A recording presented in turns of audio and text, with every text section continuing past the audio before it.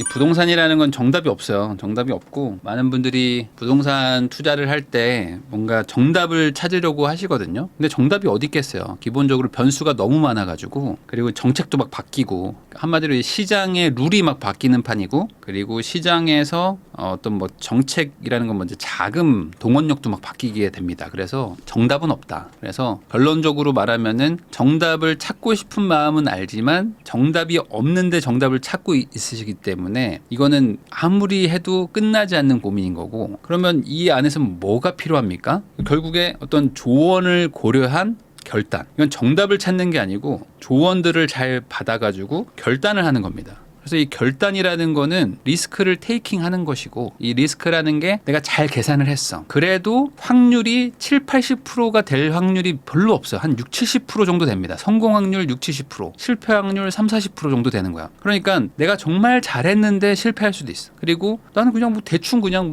여기 살기 좋은 거 아니야? 라고 했는데 그냥 딱 맞을 수도 있어. 많은 분들이 그런 걸 해요. 어떤 동네에서 아파트가 20개가 있어요. 이 20개가 있는데 이 중에서 제일 수익률이 좋을 게 뭐죠? 라고 이런 걸 물어봐요. 정답을 찾거든요. 근데 수익률이 좋을 것 같은 걸로 추정되는 단지가 몇 개 있는 거예요. 몇 개 있죠. 근데 얘네들 중에 얘가 무조건 1등 수익률입니다라고 장담할 수 없는 판이에요. 정답이 없다. 왜? 그렇게 가다가 갑자기 정책이 바뀌어가지고 토지거래 허가구역으로 갑자기 막 묶어버린다든지 아니면 대출 규제가 갑자기 생긴다든지 아니면 막 스트레스 DSR 한다든지 아니면 신생아 특례 대출이 막 나온다든지 특례보금자리론으로 6억에서 9억을 갑자기 풀어준다든지 이런 것들이 막 생겨. 그러면 2년 전, 4년 전에 어떤 판단으로 보통 집을 삽니다. 그래서 2년, 4년 정도 보유를 해요. 그리고 팔아요. 그러면 이게 변수가 지금 몇 개입니까? 변수가 엄청 많죠? 그 다음에 그걸 다 고려했을 때 미래에 변하는 걸 내가 무당처럼 맞추면은 잘 맞추는 거겠지만 그건 현실적으로 불가능하니까 대략적으로 이 정도면 좋습니다 정도로 판단하는 거예요. 근데 여기서 말하는 조언을 고려한 결단을 하는 사람들은 그래, 이 세 개 중에 뭐 괜찮겠지. 그 다음에 얘가 만약에 됐을 때 잘 되면 뭐 돈을 벌 수도 있겠지만 안 될 수도 있지. 그럼 어쩔 수 없구나 라고 판단하고 결단하는 사람들이 있어요. 근데 그런 분 말고 정답을 원하는 사람들이 있어요. 뭐가 100%입니까? 라고 생각하는 사람들이 있어요. 그러면 이런 사람들은 보통 뭘 하냐면은 안 합니다. 안 하고 나서 결단한 사람들을 지켜봐요. 저 사람이 망하겠지? 라고 생각하면서 망하기를 또 바래. 근데 마침 망했어. 그럼 어떻게 합니까? 박수를 쳐. 역시 내가 맞았어. 내가 아무것도 안 한 결단을 내린 거라고 착각하죠. 정답을 찾는 사람들이 보통 착각을 해. 왜 그러냐면 결단을 한 사람의 결과를 보고 평론하기는 쉽거든요. 근데 반대로 이렇게 결단을 했어요. 이 사람들은 성공 확률이 6, 70%라고 했어요. 그러니까 3, 40%의 리스크를 안고 갔는데 운 좋게 어떻게 맞았어. 그러면 이제 이 사람 돈을 벌었겠죠? 그럼 돈을 벌었으면 정답을 찾는 분들은 뭘 해요? 아, 그럼 나도 다음번에 결단을 해야 되겠구나 라고 하는 게 아니라 욕을 해. 저 사람을 욕을 합니다. 그래서 저는 제일 황당한 것 중에 하나가 무주택자가 대출을 받아서 집을 샀어요. 그러면 무주택자가 대출을 받아서 집을 사면은 그게 욕먹을 일입니까? 그건 아니잖아요. 아니 뭐 내가 앞으로 사회생활 한 20년 정도 더 할 거고 뭐 길게 하면 뭐 30년 할 수도 있고 그래서 내가 어느 정도 뭐 대출을 받을 수 있으면 받아가지고 거기다 우리나라는 워낙 대출 규제가 심하니까 DSR 규제부터 해서 뭐 다 많죠. 그런 거에 맞춰서 뭐 신용대출 받아서 집을 샀다고 쳐. 그거는 리스크 있는 결단을 한 거죠. 그래서 오르면은 뭐 잘한 거고 내려가면은 뭐 실패를 하는 거지. 어쩌겠어. 근데 무주택자도 집을 샀다고 욕을 하는 사람들도 많아요. 왜 샀냐? 기다렸다가 나중에 사지. 아니면 빠졌을 때 사지. 아니 그걸 어떻게 하냐고. 그러니까 지나가서 빠졌으면은 뭐 안 사면 좋겠다라고 생각하는 거는 다 지난 얘기죠. 그럼 반대로 이번에 다시 올랐잖아요. 다시 오르면은 또 그러면은 왜 저번에 안 샀지라는 얘기를 똑같이 가는 거거든요. 그러니까 이거는 그런 정답이 없어요. 정답이 없다고 생각하시면 가장 좋고 다만 어떤 기존의 데이터와 변수들을 고려해서 지금 상황에서 최적의 선택을 한다라고 생각하시는 게 차라리 낫다. 내일 눈이 옵니까? 비가 옵니까? 뭐 이거를 맞추는 거라고 생각할 수도 있어요. 그러면 내일 비가 올 수도 있으니까 안 나가야지가 아니고 대부분은 비가 올 수도 있지만 비 올 확률이 낮다면은 우선 나가야겠다라고 생각하는 분들도 있는 거잖아요. 그러니까 이거는 한번 잘 생각해 보시는 게 좋을 것 같아요. 변액 연금보험 15년 납에 10년 부었는데 해지하고 미국 주식 갈까 싶어요. 요즘에 이제 미국 주식에 관심이 많으신 것 같아요. 물론 저도 이제 미국 주식을 좋아한다곤 했지만 제 자산의 비중은 뭐 대부분 이제 부동산인데 그런 것 같습니다. 뭐냐면은 뭐 요즘 미국 주식 뭐 많이 올라가고 있고 특히 뭐 엔비디아 많이 사시니까 엔비디아 산 분들은 뭐 주주의 99%가 돈을 벌었다잖아요. 뭐 너무 올라가니까. 그래서 뭐 끝도 없이 갈 것 같은 느낌이라서 지금 사도 늦지 않다 뭐 이런 얘기들 많이 하시는데 뭐 그거는 뭐 저도 뭐 동의합니다. 뭐 당장은 뭐 엔비디아를 뭐 이길 적수가 없어. 왜냐면 얘는 뭐 지금 경쟁자라고 할 수 있는 애가 없고 거기다가 지금 뭐 시장이 완전히 지금 전 세계적인 테마고 거기에서 가장 지금 뭐 경쟁력이 높은 구조죠. AI는 여러 기업들이 개발하고 뭐 서로 치고받고 하겠지만 AI에 필요한 필수 반도체는 우리만 만든다. 그러니까 한마디로 여기는 지금 금광 앞에서 청바지랑 지금 곡괭이 파는 회사거든요. 그러니까 금을 누가 캐는 건 상관없어. 나는 이 청바지랑 이 곡괭이만 팔면 되니까. 라는 건데 이 곡괭이를 파는 거 청바지도 독점으로 팔아. 주변에 만들 수 있는 사람도 한 명도 없어. 그러니까 지금 상황이 너무 좋긴 하죠. 그러다 보니까 이제 모든 분들이 미국 주식을 사러 간다라고 생각하시는 분들도 많은 것 같은데 뭐 제가 뭐 굳이 여기서 한번 한마디를 한다면은 다들 막 너무 막 올라간다고 할 때 그때 그것도 따라가기에는 먹을 수 있는 양이 좀 적을 수도 있습니다. 그래서 저는 이제 반대로 다들 막 힘들다 하는데 뭐 다들 막 와, 여기는 지금 상황 끝났다 하는데 그런 데서 한번 찾아보시는 것도 괜찮지 않을까라고 저는 봅니다. 그래서 지금 시장이 막 힘들고 막 바닥을 막 통과하고 있는 그런 데들이 있잖아요. 그래서 대부분 다 지금 여긴 안 돼라고 하는 곳들에서 좀 기회를 찾아보는 게 그래도 좀 성공 확률이 높지 않나. 근데 이거는 이제 아까 말한 그 멘탈 관리랑 똑같은 건데 이 멘탈이 그거를 받아주지를 못합니다. 왜냐면은 빠지고 있거나 횡보하고 있는 거는 언제 다시 상승할 거라는 게 막연하게도 떠오르지 않거든요. 근데 상승하고 있는 거, 달리는 말은 얘는 이제 지금 달리고 있으니까 가속도가 이제 더 갈 거라는 생각이 드니까 우선 마음이 훨씬 편하죠. 거기다가 이제 살짝 빠져도 반등하겠지 뭐라는 생각이 훨씬 더 많이 드니까 우선 마음이 편해서 이제 쉽게 들어갈 수 있는 거고 빠지거나 막 횡보하는 구간이면은 이거 웬만한 그 야수의 심장 아니면은 못 들어가죠. 그러다 보니까 뭐 이걸 뭐 분할 매수도 하고 뭐 분할 매도도 하고 막 그러는 것들이긴 한데 그 분할 매수 분할 매도도 그 해보신 분들은 아시죠? 내가 일주일에 뭐 10만 원씩 사야지라고 이렇게 생각하고 있어. 그래서 짝짝짝 삽니다. 횡보할 때는 마음이 편해. 적립식 투자가. 왜냐면은 그냥 이렇게 저번 주에 안 사도 상관없으니까 쭉쭉쭉 사는데 내가 사고 난 뒤에 갑자기 급등합니다. 근데 나는 다음 주에 사야 돼. 이거 어떡하지? 막 고민이 됩니다. 그래도 원칙을 지켜야 돼. 라고 생각해서 그 다음 주 일주일을 기다려. 그랬더니 그 사이에 막 쫙 치고 올라갑니다. 저번 주에 살 걸. 이라는 생각이 들죠. 그래가지고 그때 10만 원씩 사기로 했는데 잠깐만 이거 분위기가 좀 지금 좀 달라. 이거 추세를 탄 것 같아. 이런 식으로 갑자기 합류하기 시작해. 그래가지고 거기서 이제 원칙을 살짝 깹니다. 그래가지고 이제 20만 원 태워. 근데 거기서 또 다시 급등해. 역시 내가 맞았어. 하면서 갑자기 원칙과 적립식 기계적 투자에서 추세와 이제 차트를 보는 사람이 돼. 그러면서 이제 쫙쫙 잠깐만 이번에는 원래 내가 금요일 날 사기로 했는데 금요일은 약간 주말 전이니까 사람들이 기분 좋아서 이때 사거든. 그러니까 난 목요일 날 산다. 이러면서 갑자기 원칙을 수정하기 시작합니다. 그래서 목요일 날 사. 근데 하다 보면은 이런 날 생겨요. 21일에 사야 돼. 근데 잠깐만 21일은 삼성이 그 월급날인데 잠깐만 월급 받아가지고 이때 사지 않나? 그러면 나는 20일 날 산다. 그래서 하루 더 먼저 땡겨서 사. 이제 원칙이 이제 다 무너지기 시작해. 그러면서 이제 비중이 막 틀어지고요. 그러면서 처음에는 적립식으로 하려고 했다가 어느 순간 이제 목돈을 이제 묻어놓고 버티기로 들어가고 그러다가 또 다시 급락 나오면은 이제 원칙을 또 지켜가지고 분할 매도해야지 뭐 그게 아니라 잠깐만 여기 추세가 지금 하락 추세고 지금 20일 지금 이동평균선 지금 내려가는 것 같으니까 안 되겠다. 여기서 우선 손절 치고 그 다음에 빠졌다가 반등할 때 다시 들어가야지. 이런 식으로 생각을 합니다. 그래가지고 그때 팔았더니 또 살짝 빠져. 그러니까 너무 기분 좋죠. 근데 그 다음날 다시 급등해. 이거 어떡하지? 큰일 났다. 그럼 지금이라도 추격하자.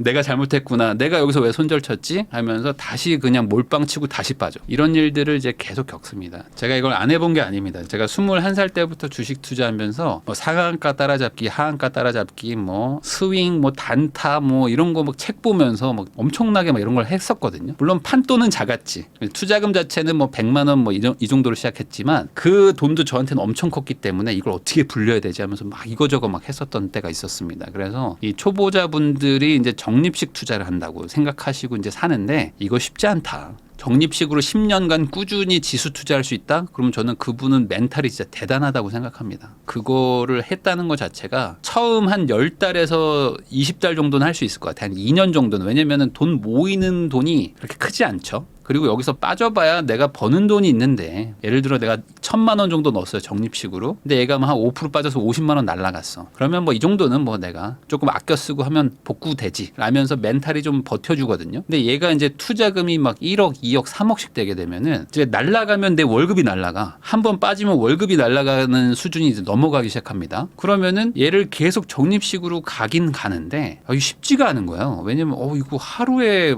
내 월급이 막 날라가고 금액이 더 커지면 이제 한 일주일에 내 연봉이 날아갑니다. 그러니까 이러면은 잠깐만 내가 올해 열심히 일하는 이유가 뭐가 있지? 라고 하면서 갑자기 이제 막 현타가 오기 시작하는 거야. 잠깐만 그러면 내가 지금 이 일을 열심히 하는 것도 중요하지만 지금 금융자산을 잘 지켜야 되지 않을까? 하면서 얘를 이제 막 분석하기 시작해. 그러면서 다시 차트를 타기 시작합니다. 그러면서 또 이제 골치 아파지는 상황이 오는 거죠. 금융자산 투자를 하실 때는 정말 멘탈을 강력하게 잡아야 되는 것도 중요하고 원칙을 뭐 어디 뼈에 새기시든지 뭐 문신을 하시든지 라고 생각해서 절대 원칙을 지켜야 된다라는 게 정말 중요합니다. 예전에 테슬라가 이럴 때 들어가가지고 물린 사람이 엄청 많아요. 네, 맞습니다. 예전에 그 테슬라가 막 쫙 올라가기 시작할 때 그때도 그랬어요. 왜냐면 이제 테슬라도 경쟁자가 없다. 그리고 전기차가 미래다. 그렇기 때문에 테슬라가 전 세계 시장을 이제 독점할 것이고 일론 머스크는 천재다. 그렇기 때문에 일론 머스크만 믿고 가면 우리는 화성 간다. 이럴 얘기를 많이 했었죠. 물론 테슬라가 나쁜 회사는 아니었고요. 테슬라도 충분히 뭐 실적도 나오고 뭐 많았지만 결국에 모두가 다 좋다고 하면 그러면 그때 또 이제 상황이 또 급변하기도 하니까 그래서 좀 조심해서 분산 투자하시면 좋겠습니다.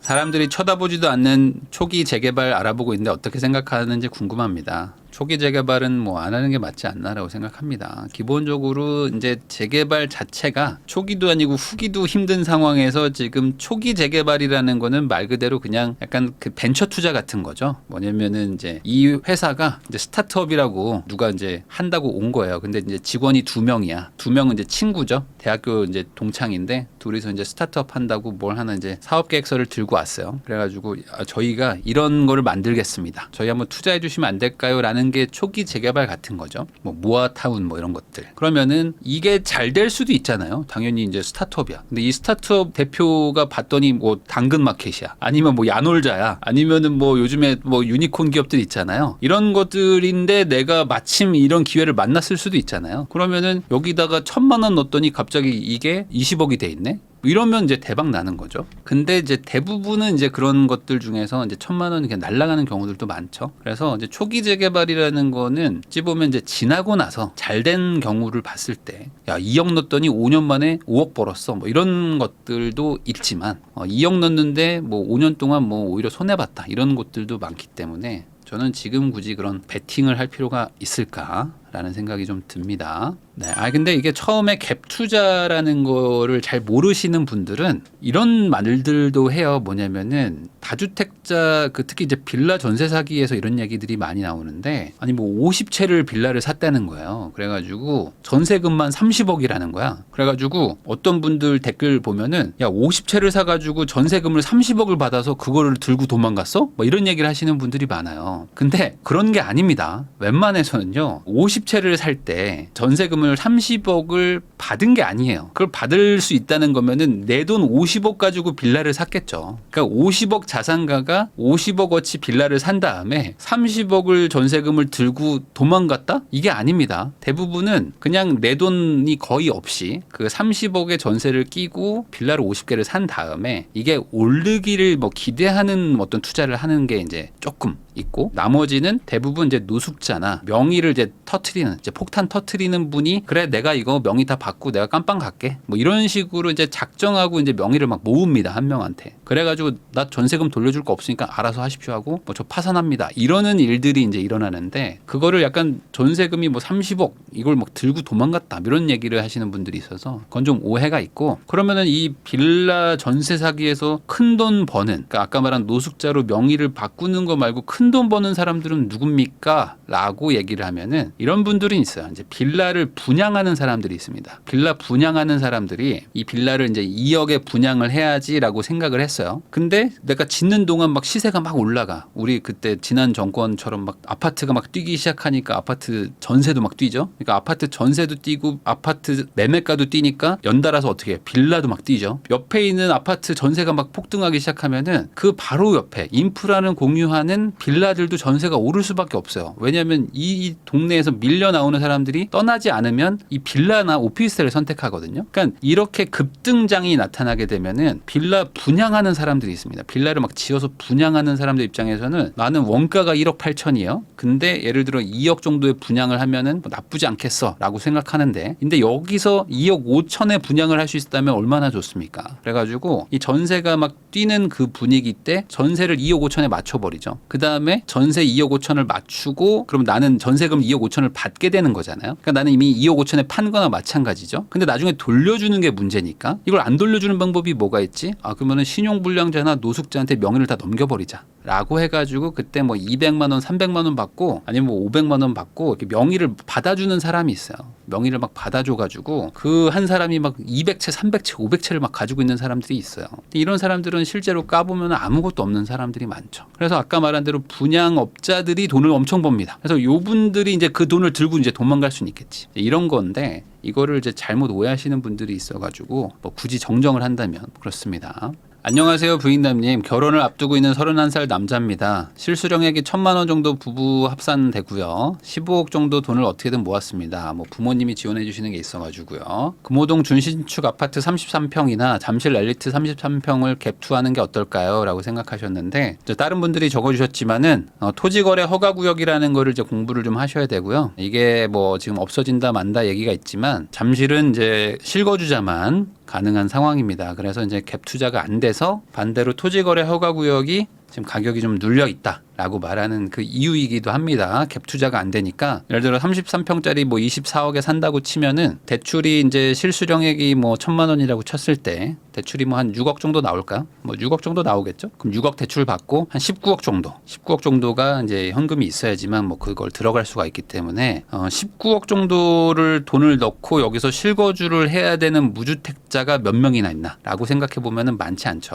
그래가지고 이제 토허제가 좀 가격을 좀 누른다. 그러니까 매수 수요를 좀 깎는다라고 생각하시면 돼요. 그래서 이제 토허제 지역에 있는 분들이 이제 불만이 많은 거죠. 왜냐면 내가 팔고 싶은데 팔려면은 누가 사줘야 되는데 매수 수요가 막 눌려 있으니까 사람들이 팔 수도 없고. 그 다음에 이제 여기도 이제 전세를 못 주죠. 그리고 더 문제가 이제 여기에 들어오는 분들은 그러면은 무주택인데 현금이 한 15억, 20억 있는데 실거주도 해야 되는 사람이잖아요. 그러니까 이런 사람들은 이제 부자들, 진짜 부자들이 들어오죠. 부자들이 들어와서 실거주를 해버리니까 그 단지에 이제 전세 매물이나 이런 월세 매물들이 막 줄어들어요. 그러니까 이 토허제라는 거, 토지거래 허가구역이라는 게 이게 장점이 있냐라고 생각하면 저는 별로 장점은 없다고 생각하거든요. 이 수요를 여기서 누른다고 해서 옆 단지로 안 가는 게 아니거든. 그 토허제 옆 단지로 막 다 갑니다. 옆으로 막 가가지고 그 풍선 효과 일으키고 있어요. 그러면은 이제 그 동네 분들은 옆 단지들이 막 비싸지니까 아니 옆에가 막 24억이래. 근데 우리 집도 24억이야. 원래는 막 2, 3억씩 차이 나던 집들이. 그러니까 막 화나. 아니 옆에가 이 정도면 우린 더 비싸야 되는 거 아니야? 막 이러고 싸우고 있어요. 근데 사실 생각해 보면은 이렇게 풍선 효과로 이렇게 눌려 있는 거잖아요. 그러니까 옆으로 이제 간 거잖아요. 그러면은 이 토허제를 지정한 이유가 뭐냐 이거죠. 지정한 이유가. 여기가 막 투기 수요가 막 늘어날 것 같아서 막 지정을 했대. 근데 옆에가 올라가. 그러면 얘는 안 오르고 옆에는 오르면 되는 건가? 이런 생각해보면 사실 이거는 큰 의미가 없어요. 생각해보면. 그래서 이 토지거래 허가구역은 원래 그 택지 조성 같은 거 하는 거 있잖아요. 갑자기 어디 뭐 개발한다고 할 때 이 인근 지역들을 막 갑자기 땅을 막 사는 분들이 많다 보니까 그럴 때 이제 지정을 했던 건데 이거는 주택이기 때문에 여기를 지정하면 그 경계선의 바깥에 있는 거를 사면 돼요. 그러면 이제 거기가 막 올라가죠. 그러니까 시장이 이제 왜곡이 되는 거고 이런 것들을 하게 되면은 그 지정이 안 된 지역들이 막 급등합니다. 그리고 이게 나중에 어떻게 되냐면 이게 풀리면 그럼 난 얘보다 더 비싸지겠지라는 생각을 갖고 있어요. 사람들이. 그러니까 또 계속 들고 있어. 그러니까 이게 뭐가 맞는 거냐 생각해 보면 참 애매하죠. 그래서 이거를 그냥 뭐 좋게 보면 이제 급등할 만한 단지들을 어쨌든 눌렀다라고 볼 수도 있는 거고. 근데 이제 안 좋게 보면은 그게 무슨 의미가 있는 건데 옆에가 어차피 다 올라가는데 라고 생각할 수도 있는 거죠.